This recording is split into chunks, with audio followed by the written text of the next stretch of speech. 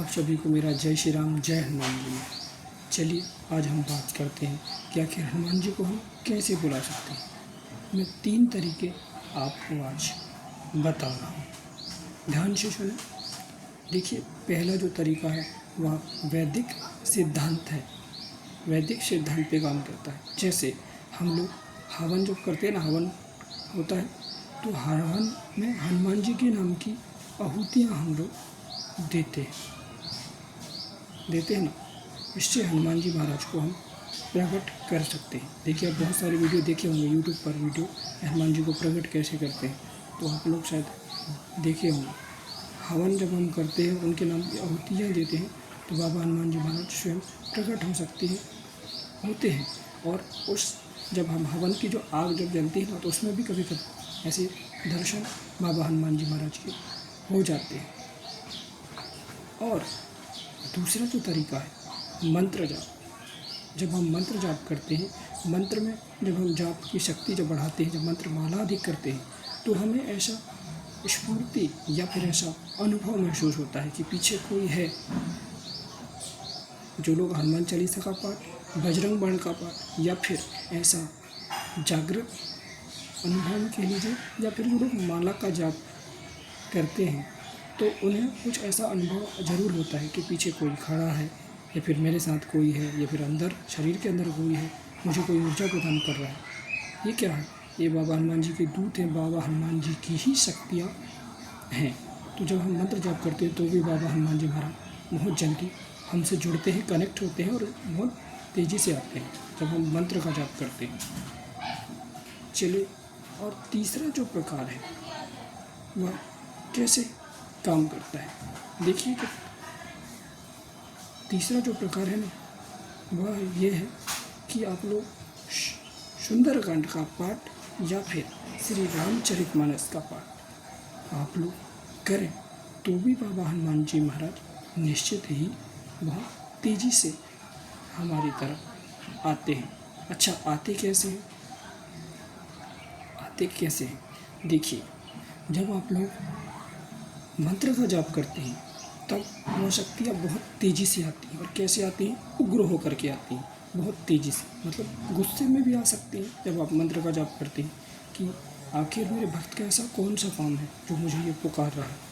तो उस प्रकार से वो शक्तियाँ लेकर के आती हैं। तो कभी कभी शरीर भी हिलने लगता है, या फिर उन्हें वो क्या बोले उसे, जो मतलब जैसे माता आती है ऐसा कुछ बोलते हैं ना, माँ जैसे माता आती है, फिर बाबा हनुमान जी आते हैं, तो वो लोग ऐसा मतलब नाचने लगते हैं। और कभी ऐसा होता है जब उग्र शक्ति जब आती है तो आप हिलने लगते हैं, या फिर ऐसा मतलब आपका शरीर पर कोई कंट्रोल ही नहीं होता है। ये मंत्र जाप से होता है। और जब आप हवन करते हैं तो बाबा हनुमान जी महाराज शांत स्वभाव में आते हैं। कैसा? शांत स्वभाव, मतलब आएंगे, आपको दर्शन दे देंगे, आपको कृपा मिल जाएगी, शांत स्वभाव, आपका जो काम है वह काम हो जाएगा। लेकिन आप जब मंत्र जाप करते हैं तो यह उसका विपरीत हो जाता है कि फिर बाबा हनुमान जी महाराज क्रोधित होकर के उनके दूत या फिर बाबा हनुमान जी महाराज स्वयं भी आते हैं, फिर वो विकराल रूप लेकर के आते हैं मंत्र जाप से। और जब आप सुंदरकांड का पाठ या फिर रामायण का पाठ या फिर आप कह लीजिए कि श्री रामचरितमानस का जब आप पाठ करते हैं, तो बाबा हनुमान जी महाराज रोते हुए आते हैं। कैसे आते हैं? रोते हुए, हाथ जोड़ करके और रोते हुए बाबा हनुमान जी महाराज आते हैं। जहाँ पर संकीर्तन चल रहा हो, श्री राम जी से सीताराम जी का संकीर्तन चल रहा हो, जहाँ पे प्रभु श्री रामचंद्र जी की कथा चल रही हो, चाहे कैसी भी कथा हो। अब कथा भी 3 प्रकार से आपका हो सकता है। देखो, रामायण में भी कथा है, सुंदरकांड भी जब हम करते हैं, और श्री रामचरितमानस का पाठ करते हैं, और बहुत सारे ऐसे प्रभु श्री रामचंद्र जी की कथाएं हैं जो हम कथाएं करते हैं। तो बाबा हनुमान जी महाराज हाथ जोड़ करके रोते हुए जो है सुनने के लिए आते हैं। अब ये बाबा हनुमान जी महाराज 3 प्रकार से आते हैं। अब आपको कैसे बाबा हनुमान जी को बुलाना है तो वो आप लोग तय करें।